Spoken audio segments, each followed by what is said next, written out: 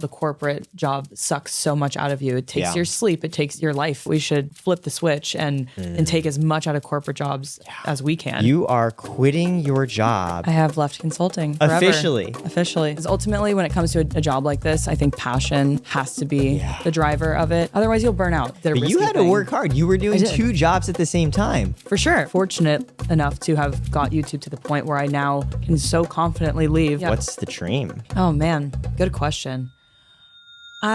Taylor Bell lived 2 lives. By day, she advised billion-dollar companies on business strategy, working at BCG, one of the best management consulting firms in the world. By night and on weekends, she made YouTube videos. Now she's decided to quit consulting to become a full-time creator because all the money and prestige in the world aren't worth it if you're not doing what you're passionate about and creating something of your own. Today, Taylor shares when she knew she had to quit, how to make smart bets on yourself that pay off, and how she built a YouTube empire while working a full-time job. This pod is sponsored by me. I help build this cool new tool, Karat Insights. If you're a creator, Karat helps you manage your financials and compare how you're doing against peers. More on this later and link in description below.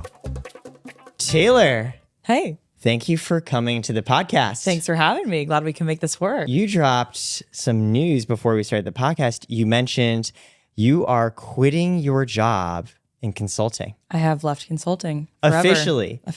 Like I said, I'm going to give you another high five, even though I gave you one before. Thank you. Because I went through the same decision. I know you did. And I was terrified, leaving behind the corporate life to try something new. What was that like, deciding to leave? How did BCG, your employer, take it? It was fine. People have been asking me this that I've told like close friends in my life.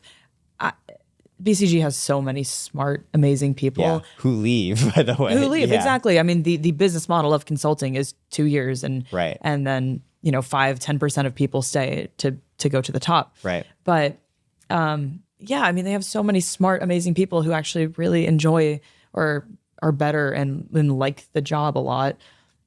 I'm hardly an asset for them. I don't know. That sounds so self-degrading, and I don't mean it to come off that way. It wasn't benefiting either party for me to be still in this job. I think it's a realization, like, it's a company. Right. They make millions, billions of dollars. Exactly. They'll be okay. Why can't I go and pursue my little own slice of independence and happiness? 1,000%. I'm a drop in the bucket for, I don't think it's a loss. I had the same realization when I left Instagram. I had one manager who I really didn't like, who was like, but what will your parents think? What? And I just like, F you. Like, who cares? And why do you care? Well, that's not the weirdest thing I've ever heard. Oh, it's actually why I left Instagram. This like super terrible manager. I had like 99% amazing ones and this one really bad one at the end. But the reason why I didn't like it is because there's this conception like the business becomes personal. And I'm like, this is a giant multi-billion-dollar company. They will be 100% okay. Absolutely. I've talked about this in videos before, and that I think a lot of people talk about how the corporate job sucks so much out of you. It takes your sleep. It takes your life in so many ways. To the extent you can, I think that we should flip the switch and take as much out of corporate jobs as we can. If they're going to exploit us, we're going to exploit you right back. Absolutely. Take advantage in every way. The network, I mean, for what it's worth, it has, I mean, the amount of people and connections that you can make through it, the friends that you can make, and in my case, the amazing friends that I took from it. Like I sucked out, I think, everything that I could have from the jobs. What motivated this for you? So I've done this before. Like I was at another firm before. Oliver Wyman, right? I was at Oliver Wyman for a little over a year first, and then left and then got an offer for BCG and quit Oliver Wyman, and then took 4 months between the 2 jobs. I was doing YouTube full time between the 2. So I got a taste of what it was like. That being said, no regrets whatsoever going to BCG. I mean, it's an incredible firm. It's the one that I wanted to work at, like ever since my junior year of college, when I knew consulting was kind of what I thought might make the most sense for me. And and then a little over a year or about a year at BCG, and the channel was still doing well, and my passion for YouTube was not diminishing whatsoever. It's what I think I should be doing. And it just came time. I was like, the channel's doing well. It's financially doing fantastic. Like I can't, there's no reason not to at this point. I love that, especially because when I was in consulting, I always wanted to do something more creative, but I was like scared. And the phrasing you said in junior year, you like first learned what consulting was and thought that you wanted to do it.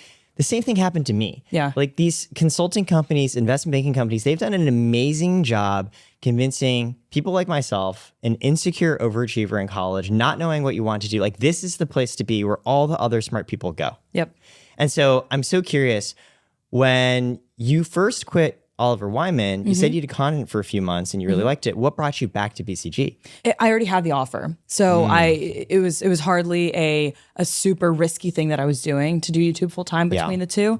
I had the offer coming up and I pushed it back, and BCG was very, very understanding about me pushing it back, which I appreciated. And I didn't even, I gave them the real reason too. I said, my YouTube channel is doing great. I would love to get it to the point where, not where it can run itself, because a YouTube channel cannot run itself, but when I am the face of the YouTube channel. But, where I could get it to an even stronger point is basically the reason that I gave, and hopefully maybe hire a couple of people. And they let me push it back. But I had the offer. So I knew I was going to be starting. Yeah. And now that you're officially full-time as a creator, what's the dream? The dream is ideally to really short term, really, really hone in on getting more videos out. Not a ton. I do have a very clear vision of what's sustainable for me. Yeah. Right now, that might be, who knows, this might change, but 2 videos a month that I really think are high quality, that I edit. I still edit everything myself, that I really, really believe in. Because ultimately, when it comes to a job like this, I think passion and you enjoying it has to be the driver of it. Otherwise, you'll burn out so incredibly quickly. With being a part of this world as well, just how long it takes to edit a video, and also to kind of rely on having motivation sometimes, and whatever it is. So being realistic with myself, at least in the short term, with how much content I can put out. But the ultimate goal is to put out, great videos, hone in on kind of myself as a brand, continuing to build my community. And then ultimately, 5-10 years down the line, when I hopefully have, a family, will have started my own business that I could start kind of off the back of my YouTube channel. That's the goal. So you come from an extremely prestigious background, right? You went to University of Pennsylvania. You were in the Huntsman program, which for those of you who don't know, is the hardest part of UPenn to even get into. It's a special program, and you worked at top consulting firms. And now you're stepping aside to pursue the creative passion. Where does this passion come from? What got you interested in making videos and being on camera in the first place? If you're a creator, Karat just launched this new insights tool that analyzes your socials and financials to calculate how much you're making today and how much more you could be making. You can compare your earnings to that of other creators like you and see on average how much they make and how they're making it, whether it's AdSense, brand deals, merch, or courses. For this channel, I learned compared to other podcasters of similar size, I'm lagging behind in growth rate and brand deal earnings, so I know how to improve. Try it for free via link in description below, because Karat's mission is to help handle the business side of being a creator. Now back to the podcast. Where does this passion come from? What got you interested in making videos and being on camera in the first place? Well, thank you, first of all. And by the way, we were talking off camera first, but I love that you know what Huntsman is. It just makes me so happy, because it was, there's been nothing more formative in my entire life than being part of this program. So anyway, to have someone else. Yeah, for those who don't know, it's a way for you to combine the excellent business courses at Wharton with also the humanities. So they select, what is it, 10? It's 40 kids per year. 40 kids who get to go through and learn both. Yeah, exactly. It's one of the dual degree programs, half Wharton, half College of Arts and Sciences. Target language, you study abroad. It's half international, half American. So you just meet the most, the coolest people in a way, it actually describes what your career's been for the past 2 years as well. The Huntsman program is all about, you can study business and have an interest there as well as studying the humanities. You've been balancing your job as a consultant with the creative piece too. Yeah. And so now I'm going to expand my question even a bit more. Why the interest in both?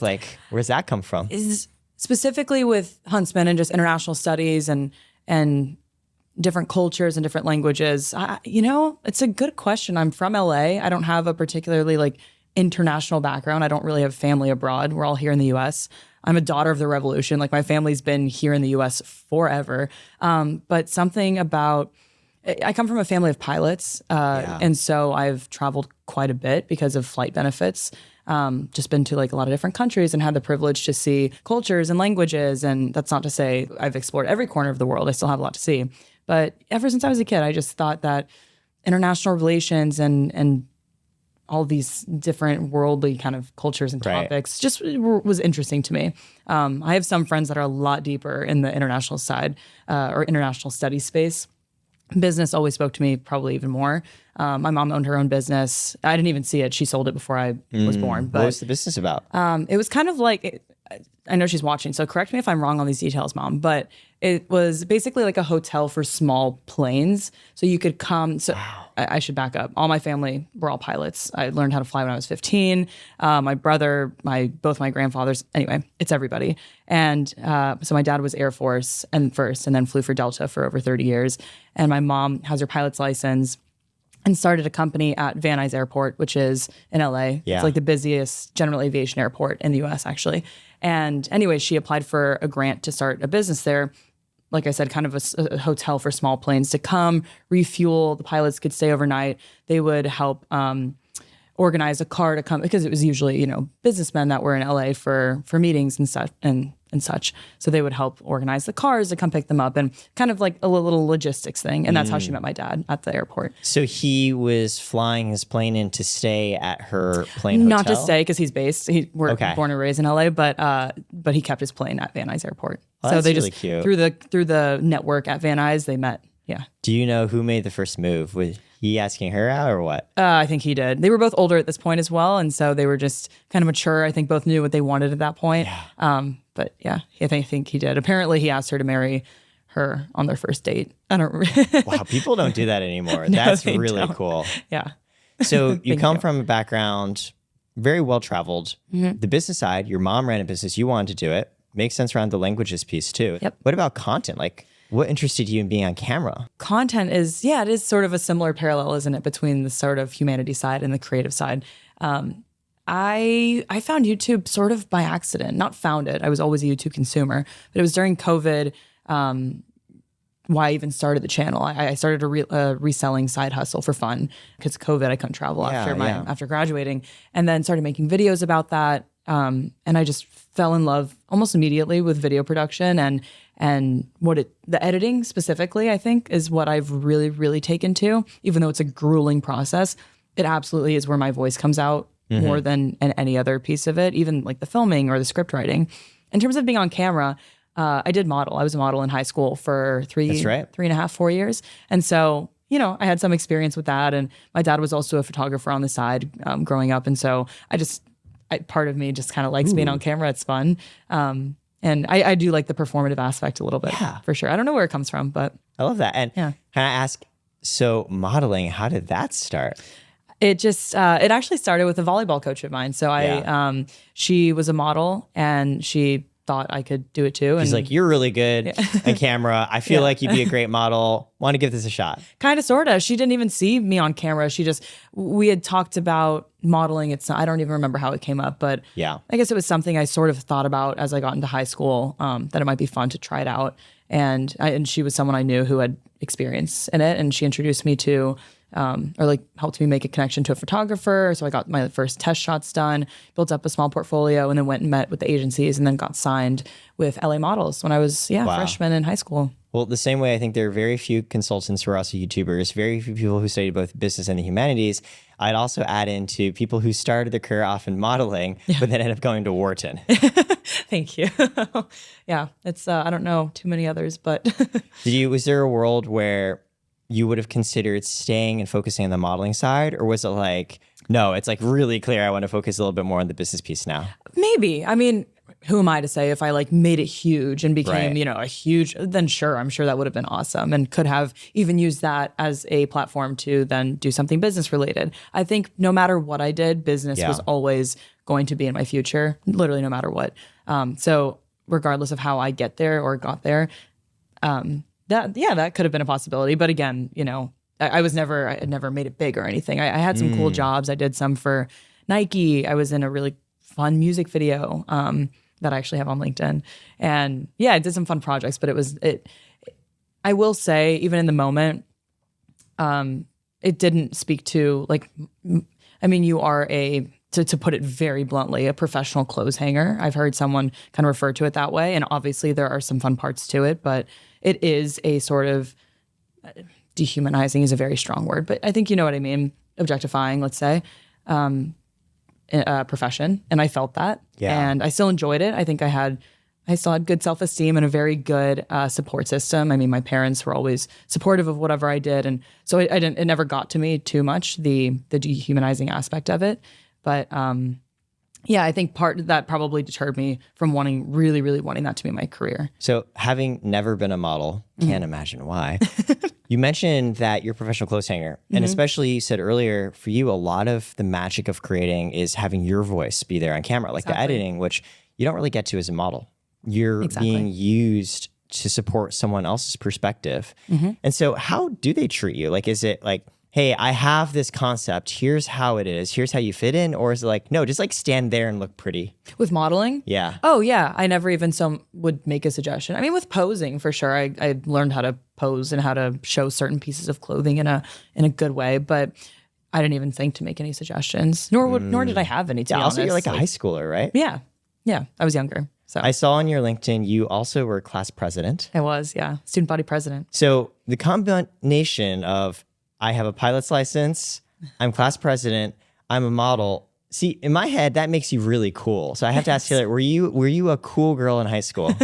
I think, thank you. And that was, by the way, that was my college application. The things you just said, I was like, hell yeah, let's hone in on these 3 things. I think I spanned all groups in high school. Like, I was friends with the athletes because I was an athlete myself. I was friends with the nerdy kids because I also took 11 APs. You know, like I 11 APs. Something like that. That is insane. I think that's like more than I took, and I'm Asian. Oh my God. Yeah, maybe that's maybe 10.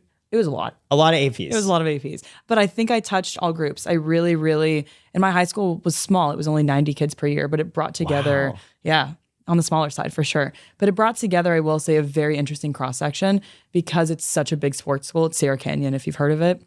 It's the one LeBron's kid is at now. It's the biggest basketball school, especially these days. And so it certainly has an athletic focus, more so today, but also when I was there. So a ton of athletes, also very smart people, or like a section of them were also very into academics. And I like to think I kind of spanned all the groups. Ooh, so again, this gift of traveling between different worlds. Yeah. Look at you. Thank you.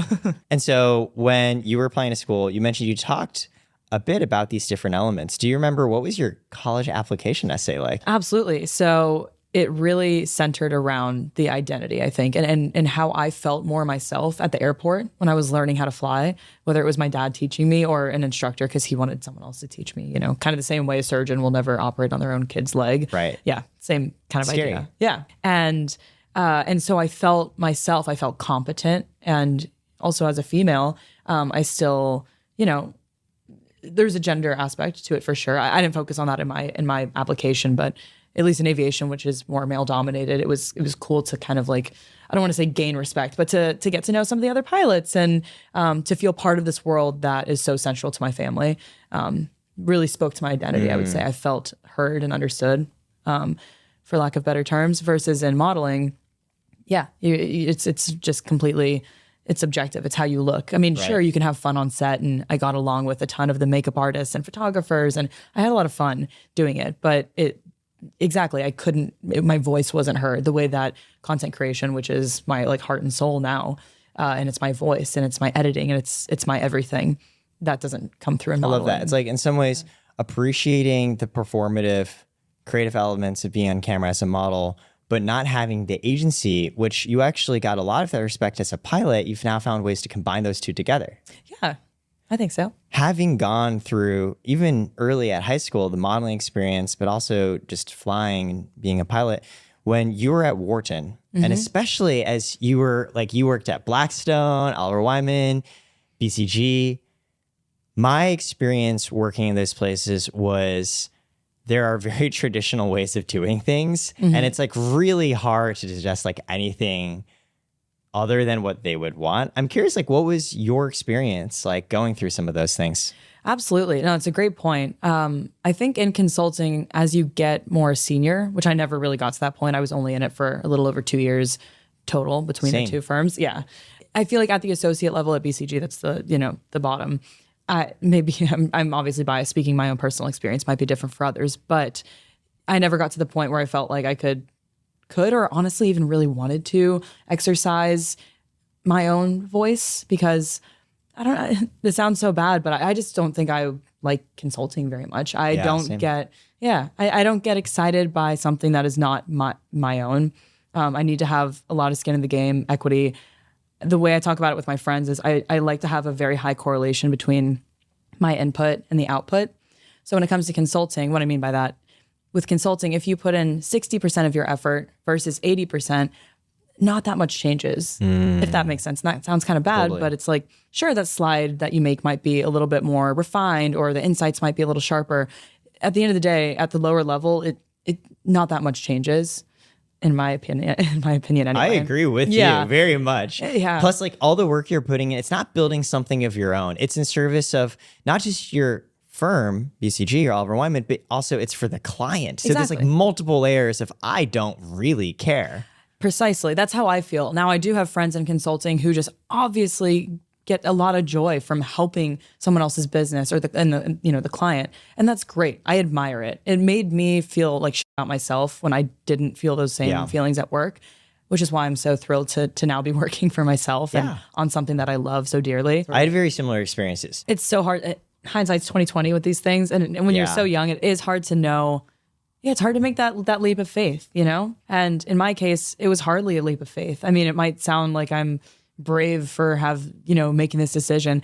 I did both for 2 years, and I'm fortunate enough to have got YouTube to the point where I now can so confidently leave the corporate job and be fine and be more than fine, financially and from a fulfillment perspective. Yeah. So it's it's hardly like I did a But risky you had to thing. work hard. You were doing did. 2 jobs at the same time. For sure. Not to diminish how hard I worked Yeah. at it, absolutely. But it's hardly a risk. I get it because you've built your YouTube to the point where you're like, yeah, I could totally just leave behind this consulting job and I'll be okay. Yeah. I'm curious though, that period of time where like you were doing both, what was that like? Like literally as a former consultant, I was barely a functional human being. Like I didn't even like work out much or like see my girlfriend. Like how did you do this? It was tough. And there were periods where it was, I relied on the periods between projects or the periods.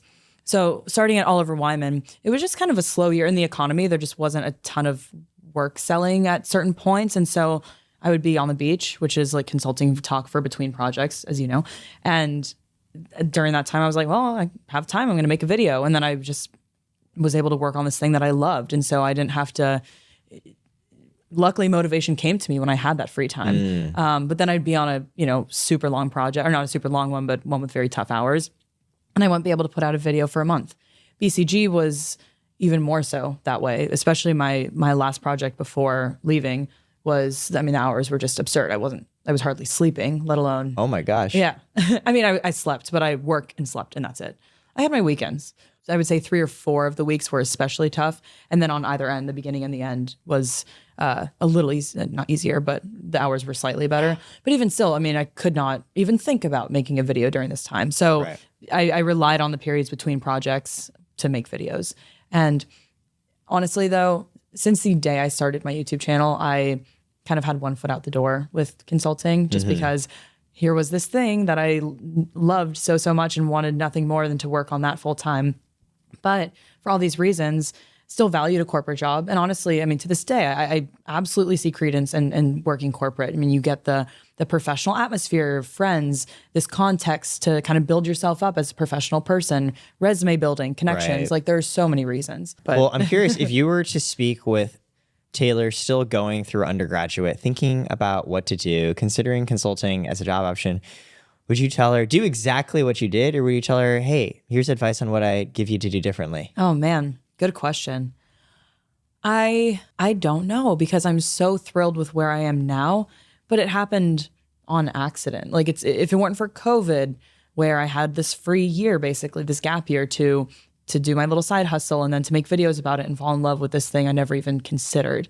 If it weren't for that, I'm just saying like that couldn't have been replicated. Right. I was going to say, in a weird way, you needed someone to go and be like, make a god video. Yeah. Like you have extra time, make a video. Because the story I make is, had that not happened and you just went straight into the regular consulting hours, you might not have made yourself do that? Because you've been like, well, why? For sure not. If I had started, like, let's say COVID was not a thing and I started working in consulting, even if I gave myself time to travel, if I started consulting right after graduation with nothing else, I wouldn't have even thought about YouTube. And your channel also has evolved, right? Your early videos, as you said, it's like selling on Poshmark, right? And then now it's gradually shifted over time. You also started talking about college and consulting, and now it's like lifestyle. It's people following along for your voice. Yeah. And now that you're doing full-time, what sorts of videos do you think it's going to be similar content, but you're just able to dedicate yourself more to it? Or are you thinking through like, no, actually, I want to change things, the style,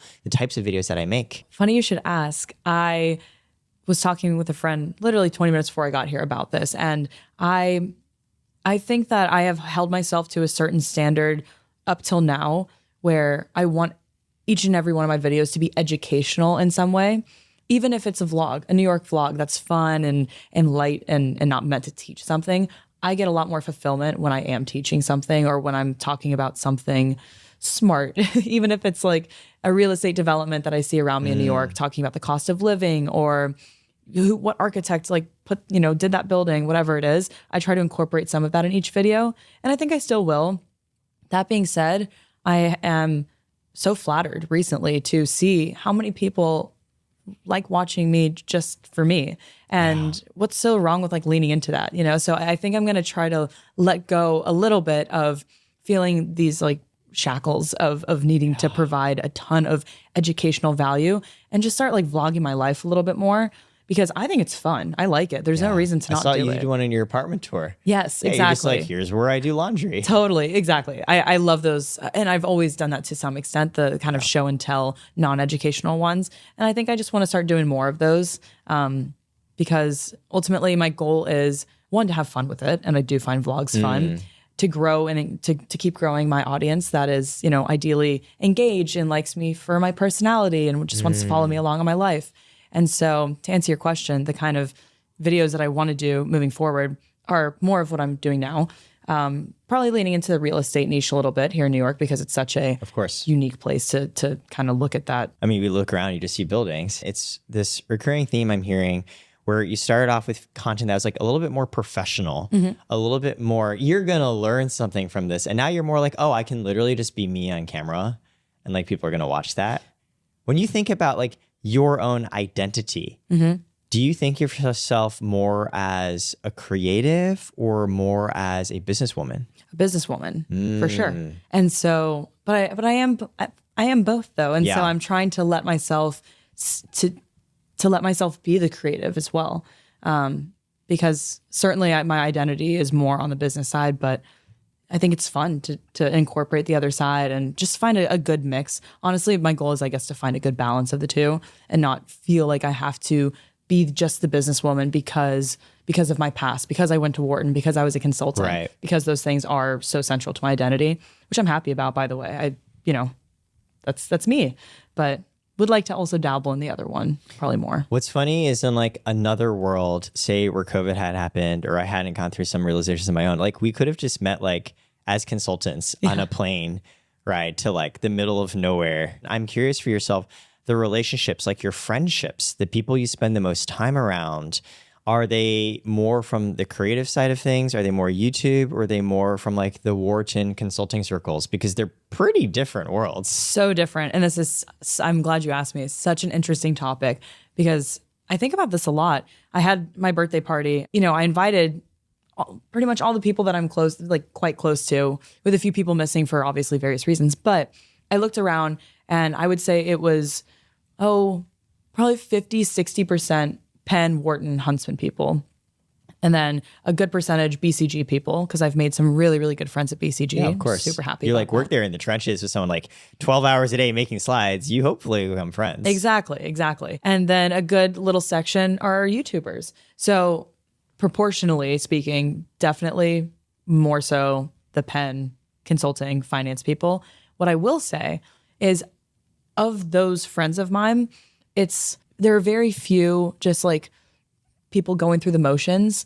One of my good friends is in private equity working for like sports and media. And that's like his passion. That's what he loves doing. And he's like killing it. So even though he's still in the corporate job, which some people just kind of shit on as a blanket statement. Right. He's doing what he loves. He's doing what he's good at. It's not just the going by the motions and living for the weekends. I think you're right in that it's less like corporate is bad and it's more, are you doing something you're truly passionate about? Because corporate has a connotation of attracting a lot of people who, to borrow your framing, going through the motions because they think that they need to or they should to, but it's not really what they want to do. Right. As opposed to your friend in private equity, sports and media who like actually wants to do this and therefore is really good. Exactly. And I think the way these connotations developed is because in the quote unquote non-corporate life, in the more creative or entrepreneurial life, it's hard to find someone just going through the motions because it's already a departure from the norm to do something scarier and newer that like you kind of like have to really be into it. Yep.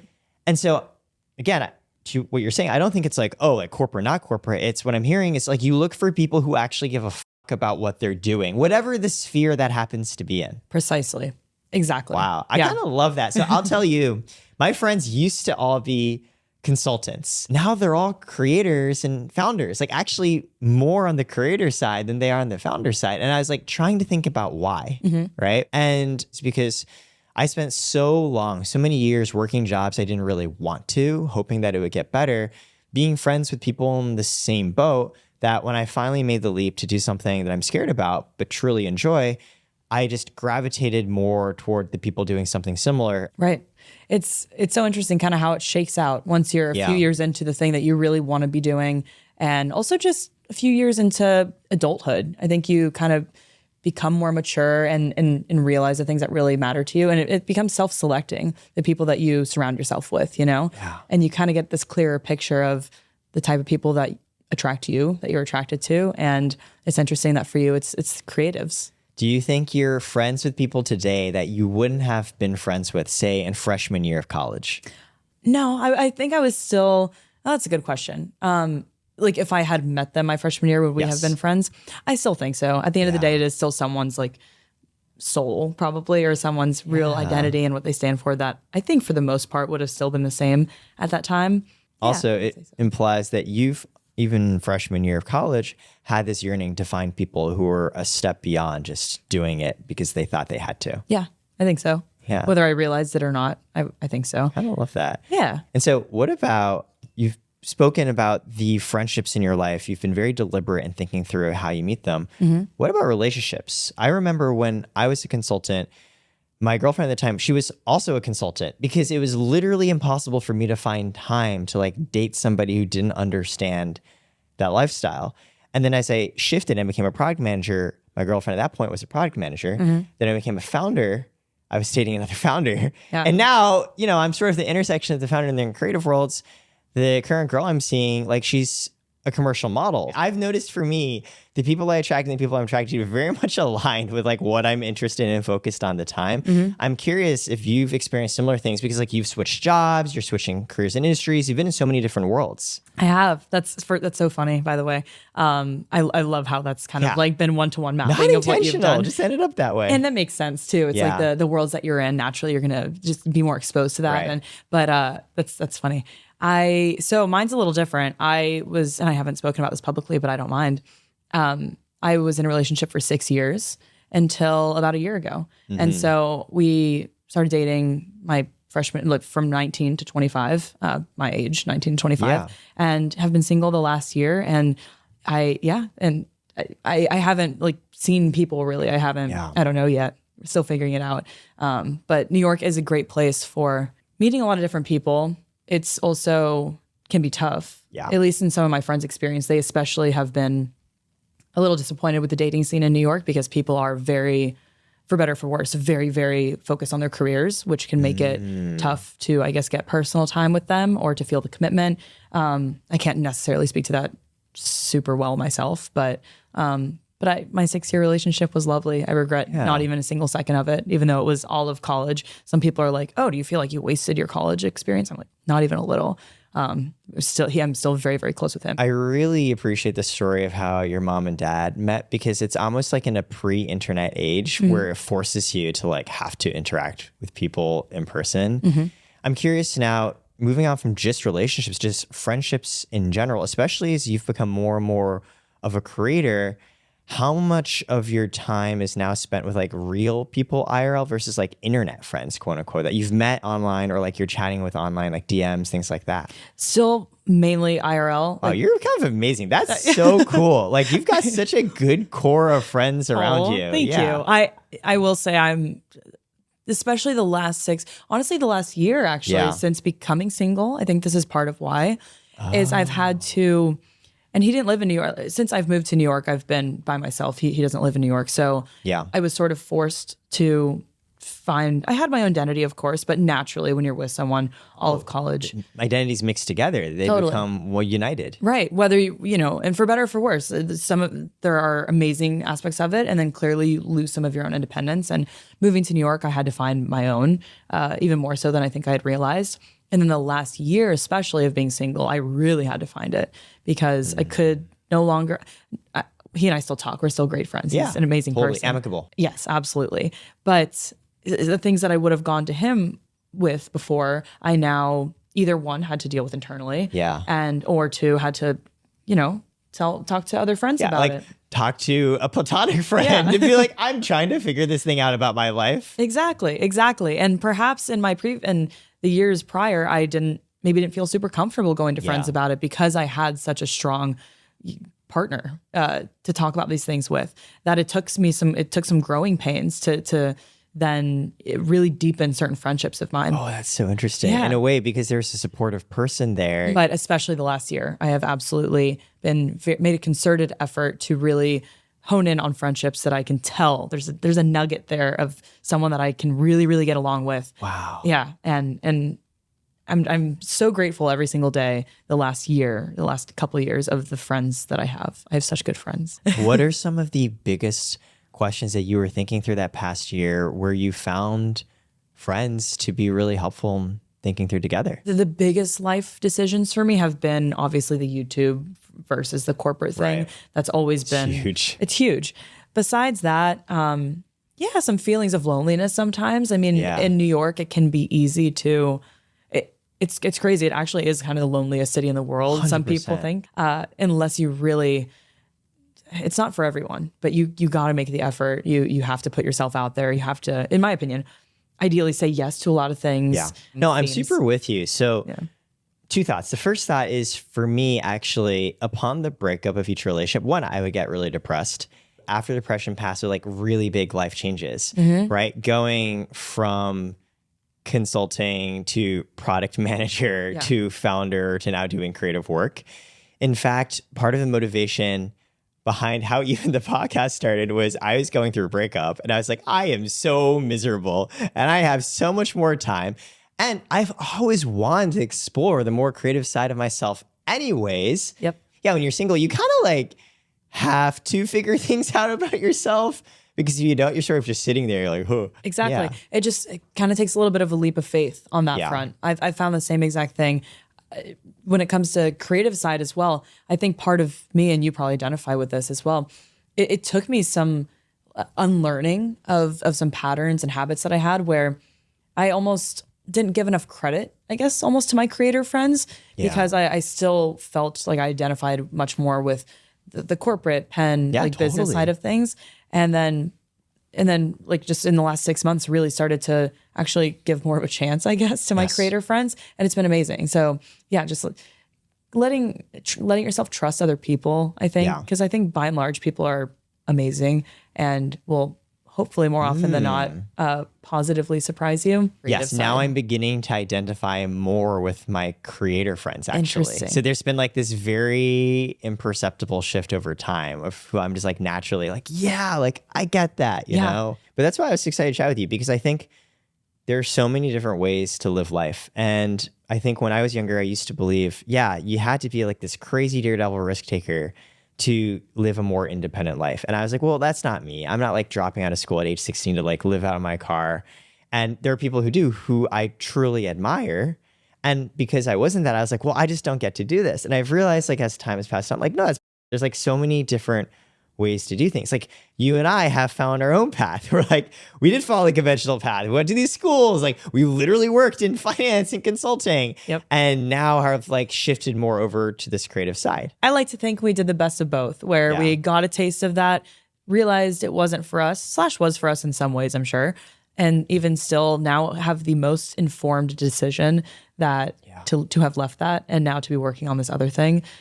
I mean, who has more clarity than I'm not saying you have to do it the way we did it, but certainly we must have a strong, like clear foundation of why we're doing what we're doing. No, I kind of love it because I think, again, the perception is like, oh, like now going forward, people are going to refer to you this. You're going to be a YouTuber. Yeah. Which I love. Yeah. Now really I love cool. that. Yeah. It's like pretty darn neat. And I think there's a connotation like, oh, in order to be a YouTuber, in order to be creative, you have to be like, yeah, this like person who like, oh, like just flying by the seat of their pants. And I love you're just like, no, like I make thoughtful, planned decisions. Yes. To a fault, like a lot of the time. But it's working. It's working. And it's probably how I'll always be. And I accept that. And that's okay. Yeah. It is funny though, this thought that like you must be very risky to do these things when I probably could not be more risk averse, you know? Do you consider yourself an incredibly risk averse person? Yeah. I would say so. Okay, maybe not incredibly. I still love daredevil type of activities. I love adrenaline, all of that. So I'll do that stuff. But when it comes to big life decisions, they're very, very thought You're out. thoughtful about it. Mm-hmm. And I did the job for 2 years. I built this other one up for 2 years before deciding to do it full time. Like I said in the beginning, that's hardly a risk, you know? No, but I still love how like you came in and I was like, hey, I'm like excited to chat with you. And you're like, yeah, just so you know, I quit my job. Because I assume it will come up. It's still a big part of my identity. I was like, yeah. I love that. Taylor, thank you so much for making time today. This is so much fun. Thanks for having me. Great conversation. Always feels like a little therapy session to talk all these things out. Oh, who even needs therapy? I still do therapy every week, but these are great as well. Yes, they are. How are you feeling? Great. Light. Feel like I even came to some realizations during this conversation. So This is fantastic. yeah.